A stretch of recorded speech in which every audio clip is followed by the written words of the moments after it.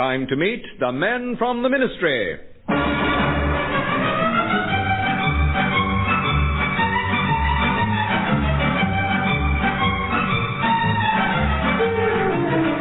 We're about to walk the Whitehall way with Norma, Ronald Baddiley, John Graham, and the men from the Ministry, Richard Murdoch and Deryck Guyler.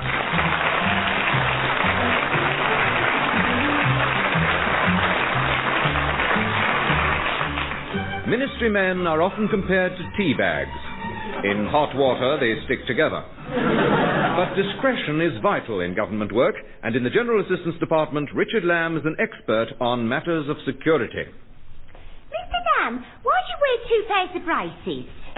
That's in case my belt breaks. If you'll excuse me, I must get on with these traffic jobs. LB's left it all to me as usual. Oh, yeah, the parking problems. What are you going to recommend? I'm suggesting that we arm the traffic wardens.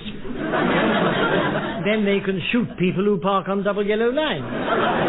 Well, what if it's only a single yellow line? They could let them off with a flesh wound. Now, stop fussing, Mildred, and go make some tea. Righty-ho, sir. Oh, mind the draught. You're blowing the papers all over the place.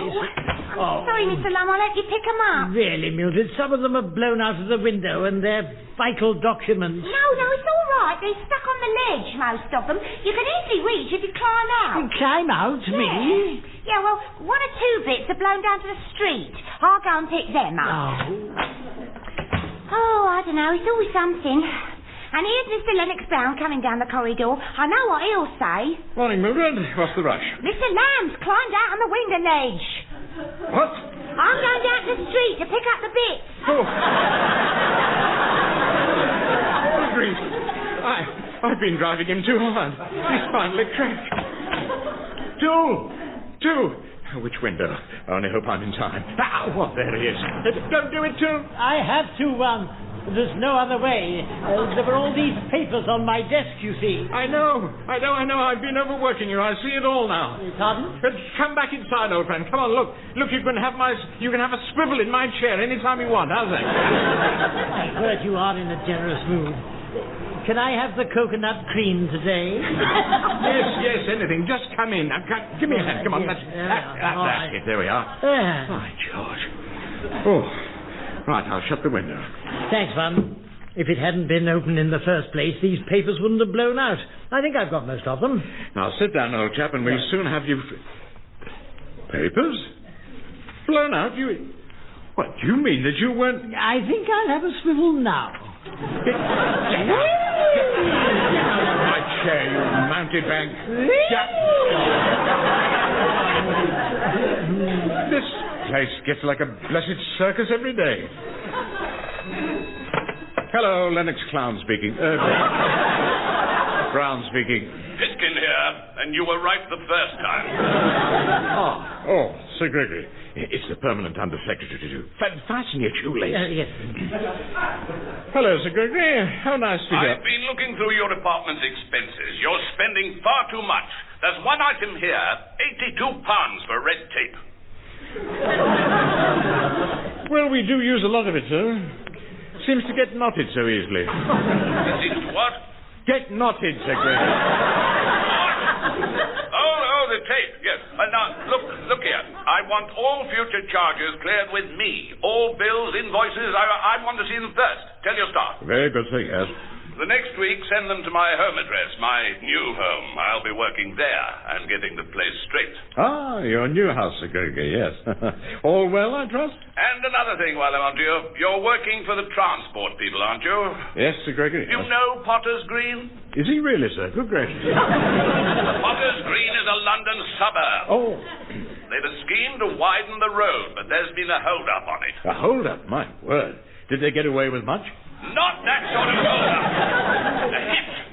The local preservation society are fighting the scheme as it threatens some old building. You and Lamb go and sort it out. Yes, Sir Gregory, yes. And let's have none of your half-baked, stupid bungling this time. Don't muck it up like you usually do. He was rather more pleasant than usual. I expect it's that house he's bought. He seems very pleased with it. I gather he's called it Pitkin Tower. Yes, I heard, yes. Fine old place. Even has a ghost, apparently. A ghost? Isn't he frightened? He will be when he meets Sir Gregory. Now, just to order a ministry car, too, we have to get down to Potter's Green. Potter's Green? Well, there's trouble on a road-widening scheme. I'll see the preservation people. You see the council architect. Right. Find out what it's all about, will you? How do you do, Mr. Lamb? I'm Chapman, council architect, and this is Mayor Duff. How do you do? Oh, how'd you do? I said, how'd you do? That's enough, Duff. Don't overwhelm me with your idle chatter. Now then, Mr. Lamb, I've something in my office will interest you. Oh. There's a model laid out on the table. A model? If you just come through, I'll show you. I can't wait. There. This is a model of the High Street. Oh, I see. And that's the building once knocking down. That one there, at the side of the road. I said the road. All right, I'll tell him, Your Worship. Thanks. I said thanks. Trouble is, the local preservation society are kicking up a fuss and causing me inconvenience. Oh, dear. What exactly is that building? It's a convenience. I thought you said it was an inconvenience. Aye, it's an inconvenient convenience. Public conveniences, like. Oh, I see what you mean, yes. And they're holding up my road scheme by calling it a historic monument. They're standing in the way of progress. Well, I'm all for progress, Mr. Chapman. Do you know, I was one of the first civil servants to change to a ballpoint quill. Oh, I can see we've got a lot in common. Stay for a bite of lunch in the mayor's parlour. It's roast beef today, Mr. Lim. No, it's lamb, actually. Oh, but the menu clearly said beef. I said it said beef. Don't get in a huff, Duff. Go and sort your regalia. You'll stay there, Mr. Lamb? Thank you. You'll not get better rissoles at the Ritz. Thank you, Mr. Chapman.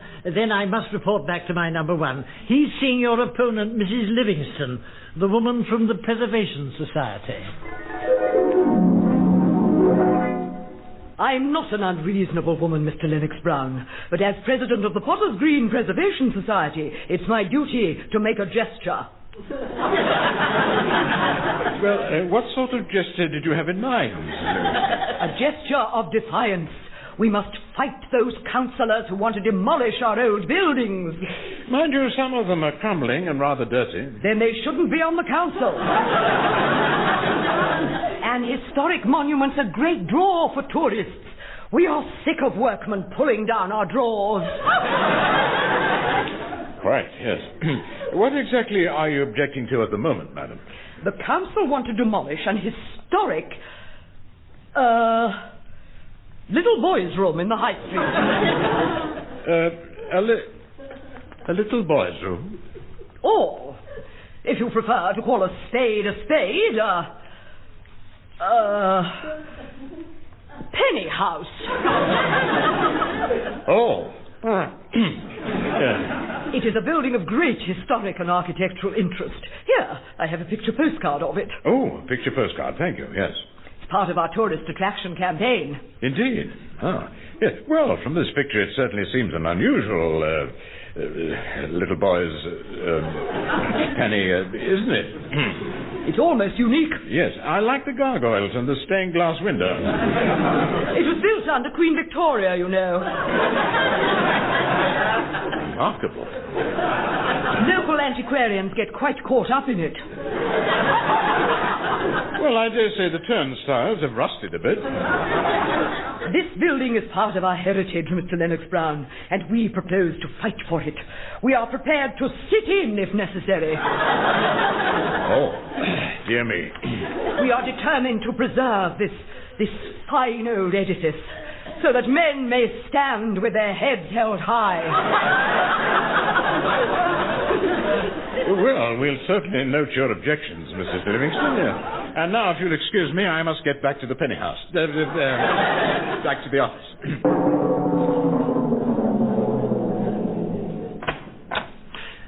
Mildred, Mr. Lennox Brown back yet? No, Mr. Lambert, I've got a message for you. Remember that wide, wiggly road you saw on the map of London? Oh, yes. Did they convert it into 3 lanes, as I told them? Well, they tried. But they say it's not easy painting white lines down the middle of the Thames. I I wondered why it was shaded blue. And the transport people returned your plan for a Finchley flyover. They say they really want an underpass. Well, turn the plan upside down and send it back. Good afternoon, too, Mildred. I've been chatting with that Potter's Green preservation woman. Ah, Mrs. Livingston, I presume. Tricky interview, I must say. Very tricky. Any post, Mildred? Oh, just a picture postcard from Sir Gregory, sir. Postcard from Sir Gregory, but he's not on holiday. No, it's a photo of that new house of his. Oh, he's a proper swank. Ah, yes, he's sending these to everyone to tell them his new address. Now, come along, too. Let's go through to my office.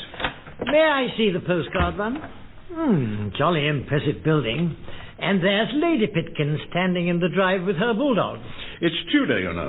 As it does look rather fierce.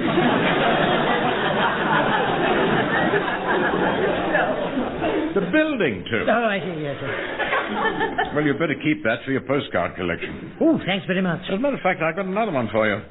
Mrs. Livingston insisted I give it to you. You are. Oh, yeah. This is my lucky day. What's this? Well, it's a picture of that convenience there's all that fuss about. Oh, I see. What do you think should be done with it? I'll take it home and stick it in my album. The convenience, too, the convenience. Oh, I see, yes. Well, I mean, do we have it demolished or don't we? How did you get on with the council architect? Oh, he's very go-ahead. He showed me their new sodium street lamps. Made me see things in a different light. Yeah, I can imagine. Blue faces and green hands. As for the road scheme, I think they'll have to demolish that, well, it's standing in the way of progress. Well, if it's destroyed, there'll be an uproar. We must make a bold decision. Draw up our plans and stamp them top priority. If you can find the stamp. I haven't seen it since we ordered the bulbs to the window box. Oh, well, thank heavens it's Friday afternoon. But surely we ought to take urgent steps. Right. Don't want to get caught in the rush hour. It's only 3. You're not leaving? Yes, I am. I have an important engagement tonight. The vicar's forming a committee to improve the church roof. And I've agreed to sit on it. But what about this thing in Potter's Green High Street? I promised we'd act quickly. Well, not to worry. I dare say I'll think of something. You just carry on to... Have a nice weekend. Oh, dear, he's gone. He just doesn't seem to care. He won't do anything about this business. I heard of your firm from a friend, Mr. Schultz. I was pondering a problem on my way to the station when it struck me that you might help. A wise move, sir. Not many problems beat us here at Shifted Incorporated. Splendid. And you specialize in removing buildings from one spot to another. Correct. You know Dagenham Castle? Is there a castle at Dagenham? Not now, no. We removed it stone by stone and set it up in Texas. 115 rooms. My word. For some Texas millionaire, I suppose? Correct. He wanted a tool shed for his garden. And then there was Lord Dagsmuir's mansion. We moved that. To America? No, just a couple of yards up the hill. To improve their TV reception. Oh, I see. Well, this job is on the smaller scale. It's a public convenience in Potter's Green High Street. And you want it shifted? Yes, it's in the way of a scheme, you see. But if we destroyed it, there'd be repercussions. Is that so? Oh, it is indeed, yes. But if it were moved to some other spot, no one would complain. I recalled old Bonzo Blessum at the club talking about your firm. You moved his country seat. Correct. Blessum Hall. We shipped it to California in giant crates. A real fast job. A bit too fast. If you find Lady Blessum, he'd like her back. Now, this Potter's Green job is urgent. Can you tackle it at once? Oh, sure. We could do it this weekend. Small job like that, we'll be through by Monday. So, how do we find this building? Drive down Potter's Green High Street and you can't miss it. Now, I must rush. I have a train to catch. Oh, but I'll need a few more details. Well, it's the 4:30 from Victoria, diesel locomotive, restaurant car. Oh, I mean about the job. The guard has got braid round his hat, you know. The job. Oh, the job, yes. Look, if you want more facts, give my office a ring. Here's their number. There'll be someone there for an hour or so. Something on your mind, Mr. Lamb? What makes you think that? Well, you just signed 5 sheets of blotting paper and doodled all over them letters I type. Oh, dear. Well, yes, I'm worried, Mildred. This Potter's Green business. Sir Gregory wants action and LB's done nothing. He just went off and said, carry on. What, you mean he's given you a free hand? Sort of carte blanche? Sort of, yes. Well, then it's up to you to do something. You're right. It's time to tear aside the veil of false modesty and show what I'm made of. Oh, I'll make a decision, that's what I'll do. After all, it won't be the first time. I made a decision last year. I remember. Maybe it was the wrong decision, but never mind. They soon scraped the plum jam off Nelson's column. Yeah. And it didn't take long to pump the hot soapy water from the underground. Now, it's up to me to sort out this problem. I'll go and see a demolition contractor and have them demolish this obstruction. It's the only answer. Oh, you come over all masterful, Mr. Lamb. Well, one never quite loses the habit of command. I was pack leader in the Wolf Cubs, you know. Fancy. I'll have that building knocked down this weekend, and then LB will just have to accept it. It'll be a fait accompli. Yeah, and it'll be done and finished. I know just the firm, the O'Haggerty Demolition Company. It was their chaps who tore down our local pub. Really? Of course, the landlord was pretty upset, but it was St. Patrick's night. Right, you look after the office, Mildred. I'll catch them before they close. See you on Monday. So then. Well, would you have believe it? He works like lightning, in quick flashes with a lot of noise.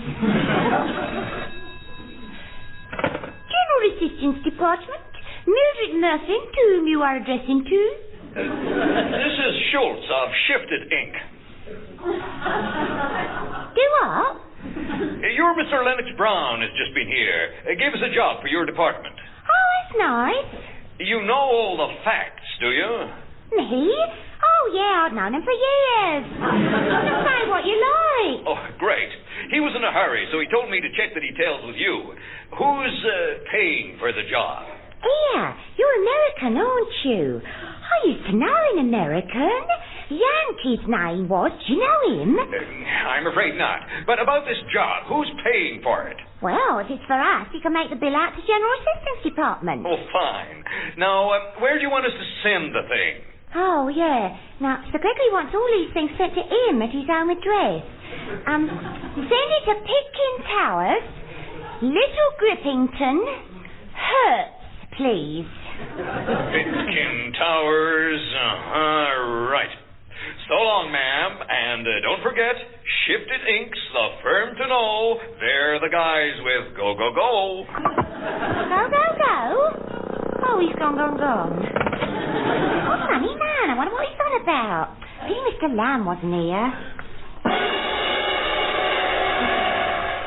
So you see, Mr. O'Haggerty, sir, of O'Haggerty's Demolition Company...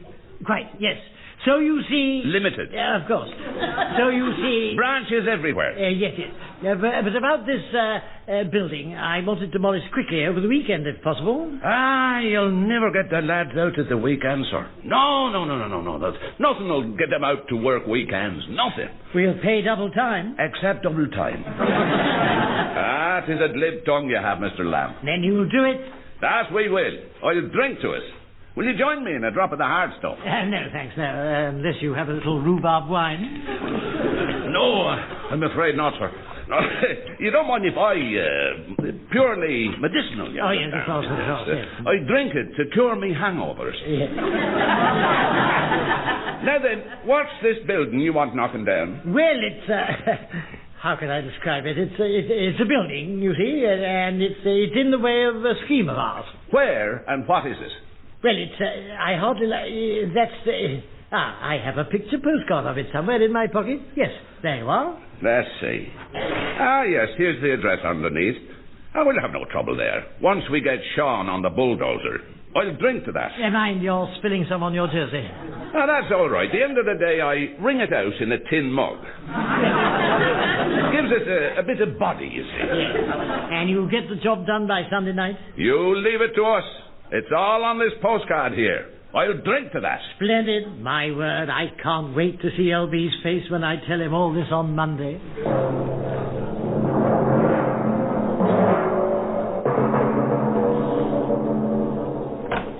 Morning, Mr. Lamb. Have a nice weekend. Rather an active one. I took out the local scout troop to teach them map reading. Lovely. Where'd you go? I'm not sure. We got lost. Wandered around for hours. In the end, we had to send out smoke signals for help. What happened then? Policeman came up and told us off for lighting a fire in Battersea Park. Morning, Tor. Wilfrid. Morning, man. Did you have a pleasant weekend? Yes, thank you. Yes, a bit of excitement at the golf club on Saturday. Oh, did you try out those new socks? Yes, very comfortable. But listen, I got a hole in one. Those cheap socks never last. How about the vicar and the church roof? Well, I'm not too sure about the vicar's judgment.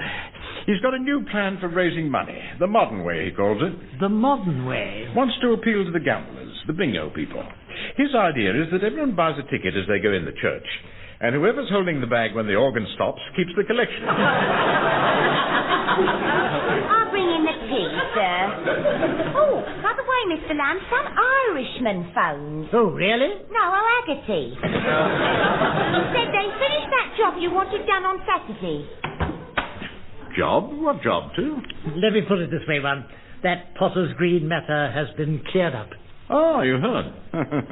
Yes, I arranged for the convenience to be moved over the weekend. So all's well that... moved?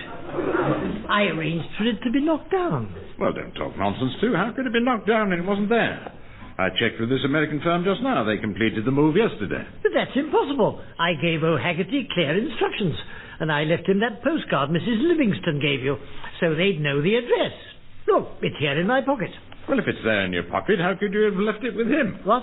Oh. Well, I left him a postcard to show him the place I wanted knocked down. The only other postcard I had was... Oh, dear, I don't feel very well. I'm not surprised. Only me with a lovely cup of tea. Better make it strong, Mildred. Mr. Lamb's had a demolition gang knock down Sir Gregory's new house. He'll never forgive me. He'll trap my hand in the door again. When he finds out I did it, I'm finished, doomed. Oh, steady, too steady. You can always plead temporary insanity. Even permanent insanity, come to think of it. But you know what he's like. Every tiny thing upsets him. If you'd just left this to me, it wouldn't have happened, would it? Oh. I had the convenience carefully moved to... That's the point. Didn't actually tell them where to put it. For what? Oh, the Potter's Green toilets, Mildred. Oh, yes, I remember now. I told that American you'd supply any details he wanted. He'll murder me. Oh, the American. Well, I didn't tell him where to put my toilet. I only told him where to send the bill. I think. He was asking about the bill? Well, that's what I thought. I told him to send it to Sir Gregory's home address. Get the brandy from the first aid. We've not only knocked down Sir Gregory's house, we've had a Victorian public loo put in its place.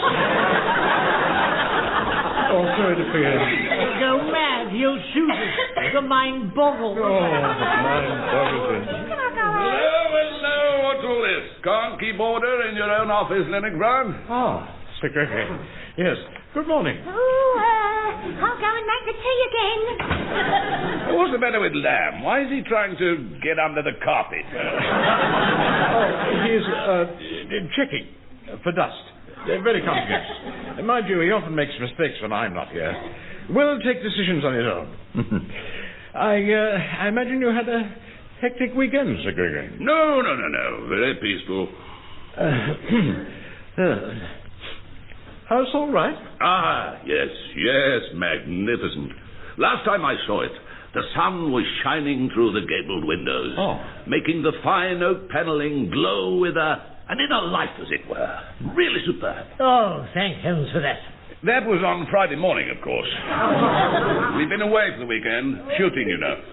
I like to shoot, getting quite accurate. No. So, you mean you haven't been home, sir, since the weekend? No. Thought I'd pop in here as I came through town, get my gun license renewed. Gun's in the car outside, you see. And then I'm off home. Sir Gregory, are you very attached to your new house, sir? Oh, indeed. So close to town, you see. Yes, I expect to find it of great convenience.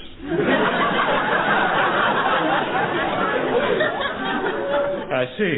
Plenty of space, both inside and out. Lots of places to put the rolls. No! Property values going up all the time, you know. We'll soon see the writing on the wall. Tell him one, I can't stand it. Excuse me, Sir Gregory. Lady Pickens on the phone. She wants to speak to you urgently. Probably ringing from the new house. She went on ahead, you know. Well, I'll take it in the outer office. Excuse me, Lennox Brown. What are we going to do, one? A good question, too. What? They've done what? I'm afraid our luck's run out. I think we should do the same. Pass me my hat and coat, will you? But we can't get out, Sir Gregory's in the outer office. Oh, glory. The window ledge, too. Yes. That's it. We'll hide out there till he's gone. Good idea. And if he sees us, we can jump before he catches us. Right. Come on, man. Yes, that's it. Come on.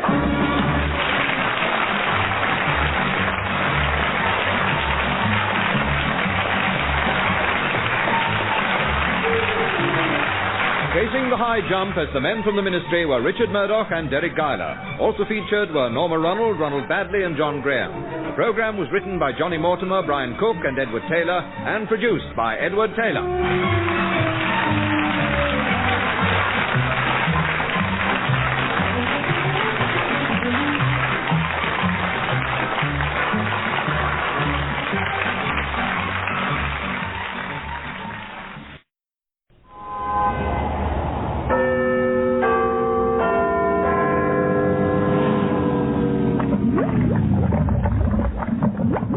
Time to meet the men from the ministry.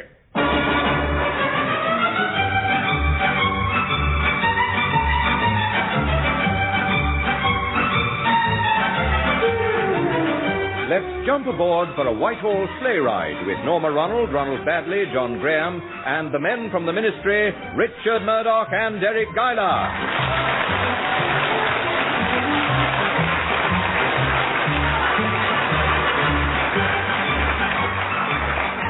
Christmas Day is a holiday even for government staff.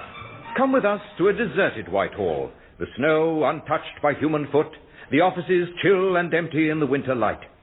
At least, they seem to be empty till the eye travels upwards, up to the top of one of the oldest buildings.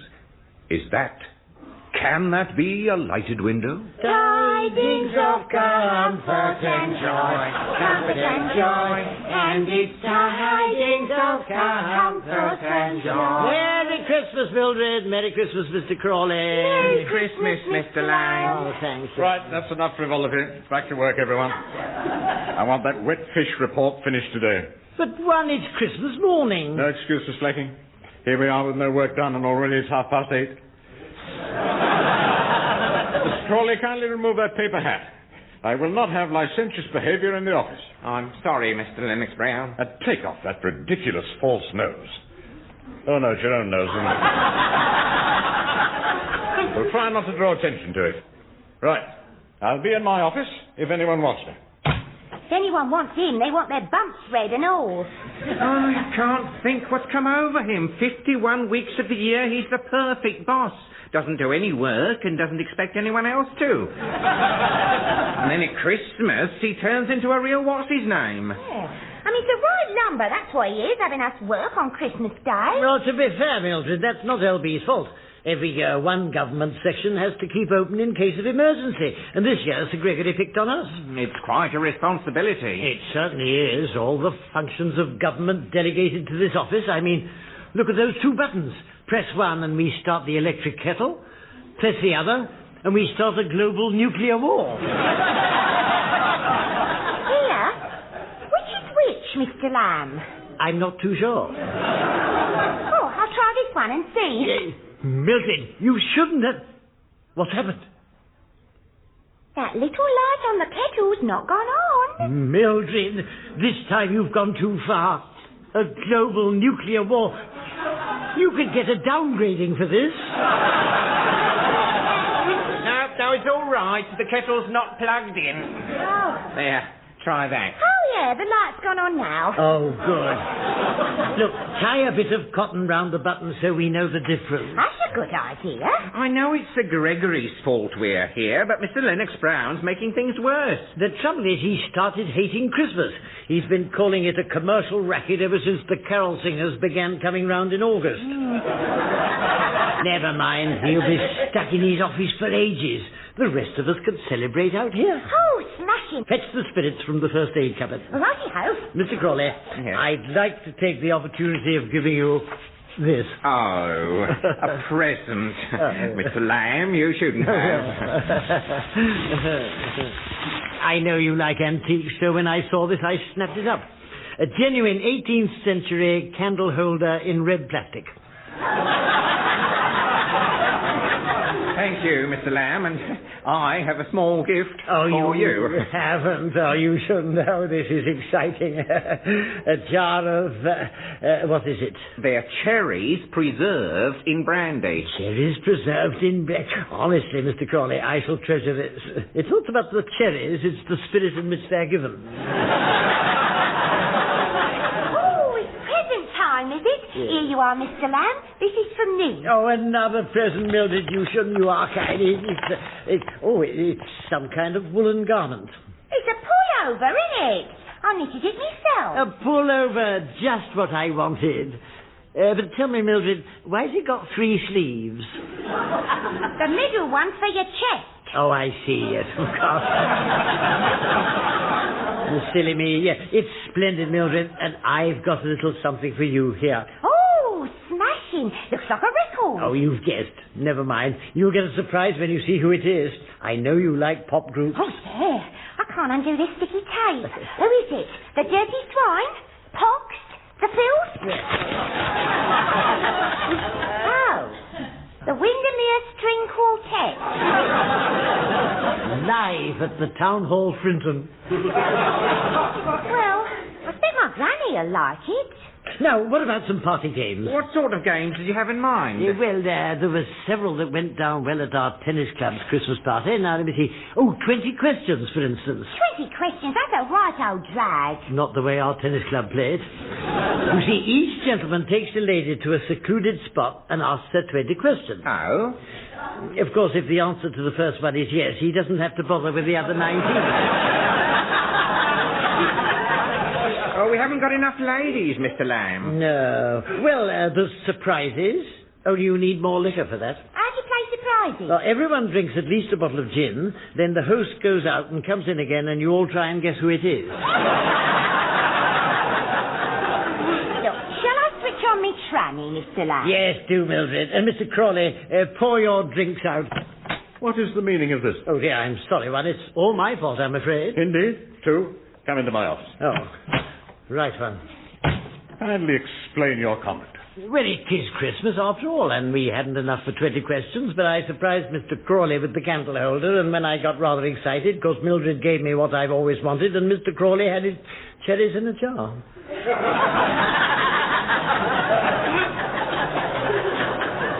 Well, I've heard that tale before. And why don't you explain your conduct, one? It's not as if... What? I beg your pardon. What's come over you after all these years of happy idleness, the games of golf in your office, playing darts with Sir Gregory's picture? That'll do, too. I may have been slack in the past, but not anymore. What's made you turn over this new leaf? Well, if you're really interested, I've been greatly influenced by a book I'm reading. Oh, Pilgrim's Progress? No. It's called A Government White Paper on Civil Service Redundancy. But apart from that, I've become appalled, or absolutely appalled by this Christmas nonsense. What Christmas nonsense? Everyone's going mad, wasting money, crowds all over the place. In Oxford Street last week, you had to queue up to get on the pavement. And then suddenly they all go home and do nothing. Civilization as we know it stops. No papers, no crossword, no racing. You're exaggerating. I am not. Christmas has become a commercial racket. I'm suggesting the government cancel it as part of their spending cuts. Cancel Christmas? Kindly return to your work and let me do the same. Oh, very well, one. Christmas. A lot of humbug. Now, where was I in this white paper? Civil service recruitment next year will be up to our norm. Who's he, I wonder? of course, yes. That's it. Sir Norman Pennyfeather, I suppose, yes. Oh, I don't know. Perhaps I read enough this morning. I think I'll just close my eyes for a bit and think up new ways of spoiling everyone's Christmas. The wretched carol thing has kept me awake last night. Oh, dear. It's rather warm in here. Wake up, Juan. I've brought you a cup of tea. Huh? Why aren't you getting on with your work? I don't want any tea. Oh, sorry. I'll take it away again. No. Leave it now you've brought it. I expect I can force it down. It seems rather dark. What's the weather doing? I'll have a look out of the window. Oh, it's snowing again. Whitehall's absolutely empty except for a... Good gracious. What is it? There's a sleigh down there with half a dozen reindeer, and there's an old man on it with a red cloak and a white beard. Good Lord. Let me look.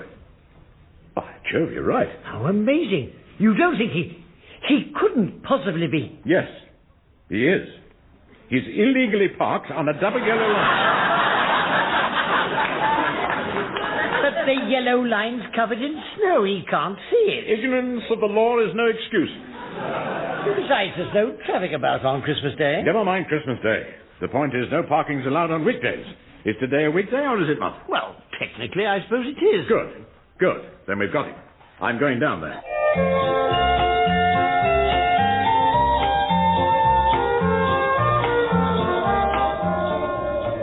I say, you there. I want a word with you.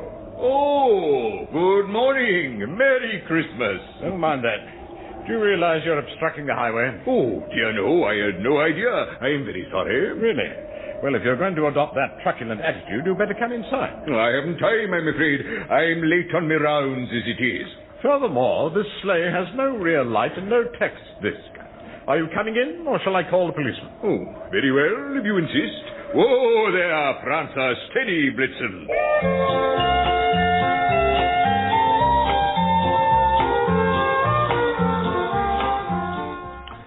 Now then, sit down and let me have some details. Name? Claus. Christian name? Santa. Claus Santa. Yeah. Look, let's stop fooling about, shall we? I realize you're all dressed up as Father Christmas, presumably for some publicity stunt. I want to know your real name. Ah, yes, I understand your confusion. Me imitators are everywhere, you know, but no, I am the actual Santa Claus. I see. Well, can you prove it? Let me see your driving license. Oh, I'm afraid I haven't got one. Oh, I see. Another offense. Driving a vehicle other than a manually operated lawnmower without a license. Yes, I can prove my identity. Here's my original charter of appointment. My word, this looks authentic, one. But if you're Father Christmas, aren't you rather late? I mean, people were supposed to get their presents first thing this morning. Well, that's why I'm in a hurry. I was held up last night over the North Pole. One of your wretched space satellites frightened the reindeer. So, if you'll excuse me... Just a minute. We have to sort out these broken rules. But surely, one, if he's the real Santa Claus, that makes a difference. It certainly does. Imitation Santa Clauses are just a nuisance. The real one's an absolute menace. The Department of Trade have been after him for years. Really? Now, you've just flown into this country from the North Pole or somewhere. That's right, yes. Yes, right. Well, have you a valid passport, visa, or entry permit? Did you obtain proper flight clearance from air traffic control? No. Have those reindeer been checked for rabies? And from the look of that sleigh, it seems you're importing a quantity of goods. But they're the presents. I bring them every year. Do you indeed? Have you an import license? Has custom duty been paid? Exactly what goods have you brought? Oh, they're assorted toys, seasonal gifts, and knickknacks. And do they conform to the Act of 1976, Section 4? Toys assorted, gifts seasonal, and knacks nick? I don't know anything about that. Obviously. And what about your sleigh? Has it passed the Ministry of Transport test? And has your beard been checked for foul pest? Surely, one, you're being a bit hard after all. That'll do, too, thank you. We can't have people marching in here and flouting the regulations. I shall impound this defective vehicle and its illicit cargo pending official inquiry. Ring customs and get some men round here at once. Impound me sleigh? But that's impossible. Christmas can't start properly till I've done my rounds. I don't care if Christmas doesn't start at all.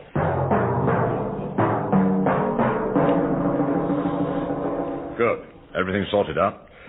Claus is being interrogated by MI5. His slave's been towed away by the police, and the contents are being examined by customs. Tell them if they find a balaclava helmet with Good Luck Richard embroidered on the front, it's mine. Well, this should put an end to his little charade. Oh, I expect that's the Prime Minister ringing to congratulate me.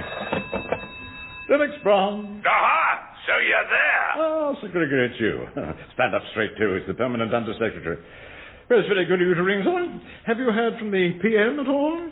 Are the government delighted with my plan? I can't believe it.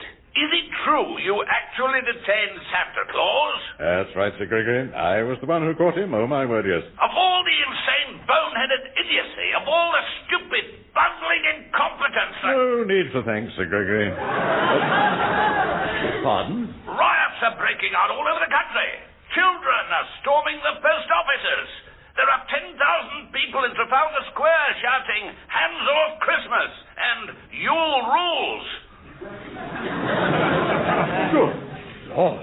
I was summoned to 10 Downing Street, and on the way there, I was stoned. Stoned! Well, lots of people drink at Christmas.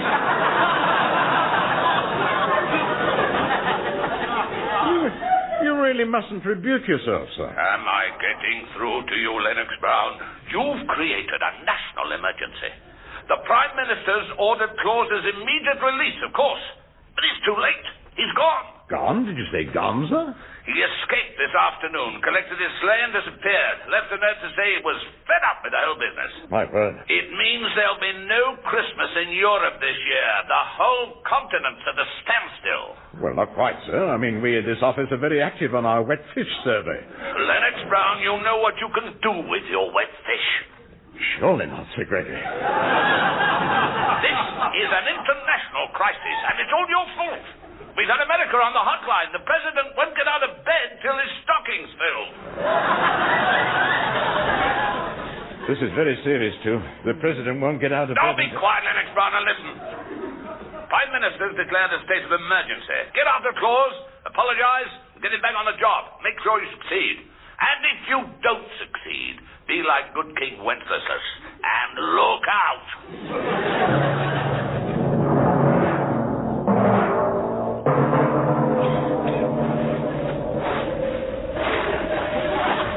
Oh, good grief, too. What an awful place. Is this the North Pole? I should think we're pretty near it. It's cold enough to freeze the buttons off your waistcoat. Luckily, I had the foresight to lag my bowler hat. It's so eerie, isn't it? Everything's silent and empty, not a soul in sight. Like the ministry at 4:30 on a Friday afternoon.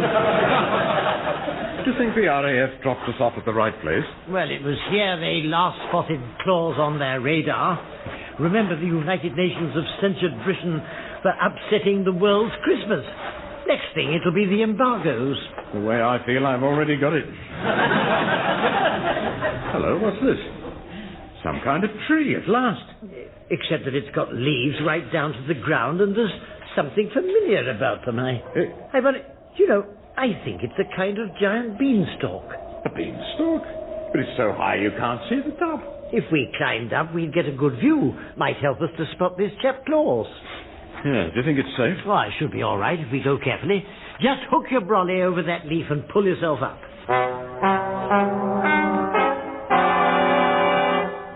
We must have been climbing this wretched beanstalk for an hour. Yes, and there's some kind of plateau. Come on, what are you doing down there? Oh, it's a problem for the Department of Agriculture. This leaf shows signs of Colorado beetle. Oh. This may be Santa's hideout, though all I can see at the moment are two large boulders shaped like enormous boots. It's amazing. It looks just as if they had laces on top and studs underneath and... Oh! What's the matter, Sue? They are enormous boots. And what's more, they've got enormous feet in them. Aha! I spy strangers. What's all this? Five-fold fun, I smell the blood of an Englishman. Oh, that won't be me. Oh, my word, no. There's some Scots blood on my mother's side. Look here, is that your beanstalk? It is. Well, are you aware that it's above regulation height for crops of that nature? Contrary with the 1966 Act relating to monster beans and giant peas? Well, I don't think we ought to upset him. Could you tell us where we are, please? Where you are? Well, this is Christmas land, of course.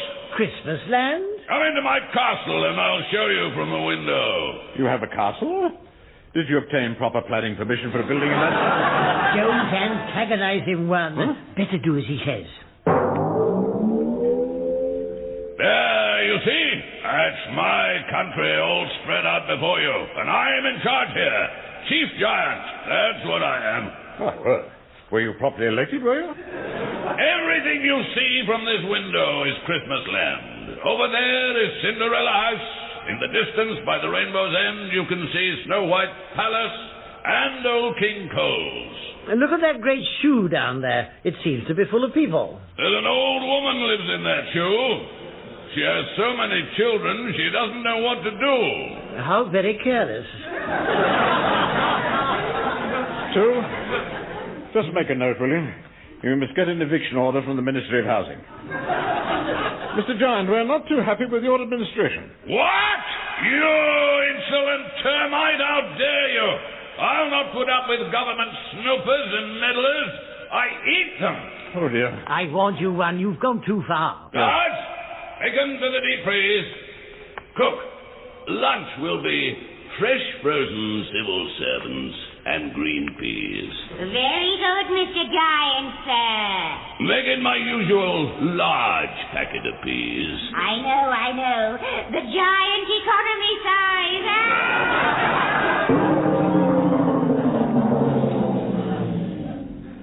Will you never learn, one? First you get us into this mess by offending Santa Claus, now you upset the giant, and here we are in the condemned cells. Well, don't go on about it, too. Well, I have to finish this letter before it's too late. now, what is it? Who are you writing to, anyway? To Sir Gregory. Now, how does this sound to you?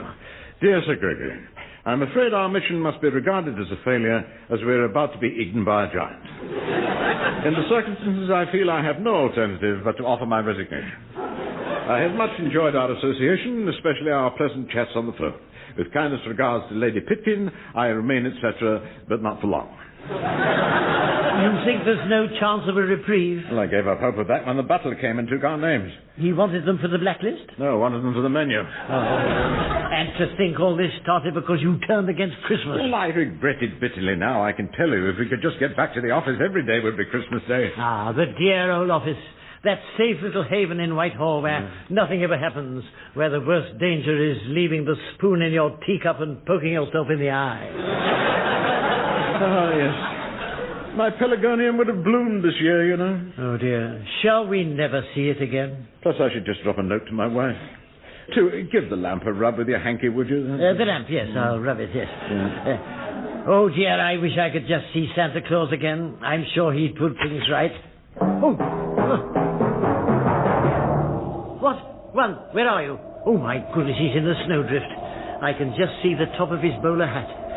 Here, I'll help you out, one. What happened to? I seemed to be hurtling through the air for a moment. I was sitting there polishing the lamp and... That's it. I was polishing the lamp and wishing we could see Santa Claus. It must have been the magic lamp and it brought us here. That was very civil of it. This must be Santa Claus's cave. There's his sleigh and reindeer. Hello, who's this? Oh, we've met before, haven't we? Ah, yes, that's right, Mr. Claus. Indeed we have, yes. And you remember my assistant, Mr. Lamb? He was the one who kept asking you silly questions. No, as I recall, it was you who asked silly questions. It was all a misunderstanding. Of course, we wanted to go round as usual. In fact, the whole world is waiting for you. But in view of my treatment at the ministry, I'm not sure I want to go. But, Mr. Claus, can't we let bygones be bygones? You'll find our government not ungrateful. A knighthood, perhaps? Sir Santa Claus? Perhaps even Lord Claus of Christmas, Baron Chimney. What I want to know is, have you changed your mind about Christmas? I've learned Christmas is very important after all. And what about your staff? Will you treat them better in the future? Certainly, yes. 2, you can go early tonight. Yes, and I'll tell you what, I'll recommend you get a new carpet in your office. Oh, thank you, One. All right, then, I'll come. And I'd better give you two a lift back to London. Hop on the sleigh. Oh, how thank you kind very of much. you. I'll tell you what, if you want a new carpet in your office, you can take that one over there. Oh, but this is magnificent. What a glorious red. It's almost the colour of Sir Gregory's nose.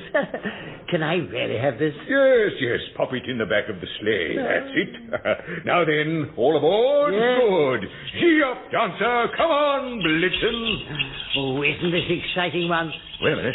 What's happening behind us? Stop! You won't escape from me! Oh, my goodness, it's the giant and his men. Quick, Mr. Claus, faster. Look out, they're overtaking us. Action men, seize them!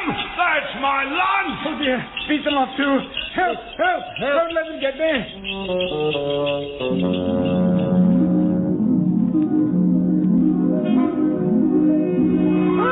Help! Keep them off me. Yes, steady, One, steady. You all right? Wake up. Where am I? Where are you? You're in your office, of course. And you were asleep when I came in. Then you suddenly jumped up and started thumping that bust of Queen Victoria with your brolly. Asleep? Ever since you told me off for organising that little party. Good gracious.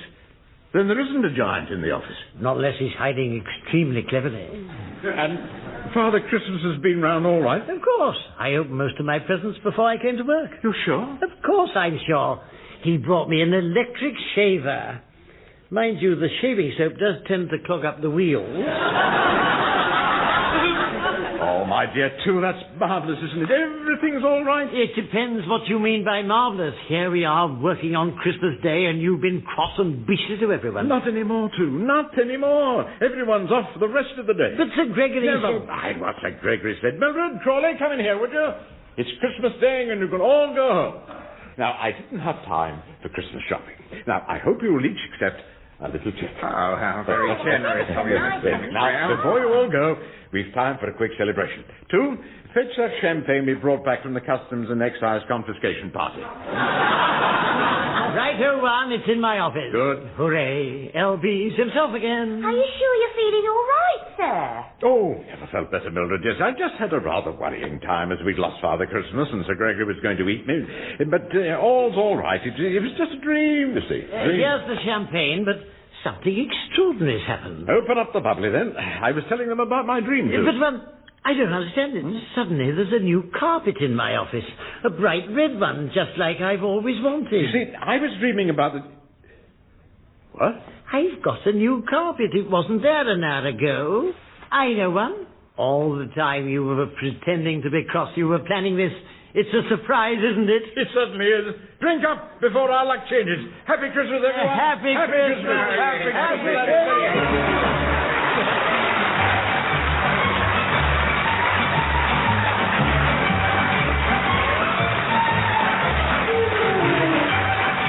Sharing the Christmas spirit as the men from the ministry were Richard Murdoch and Deryck Guyler. Also featured were Norma Ronald, Ronald Baddiley and John Graham. The programme was written and produced by Edward Taylor.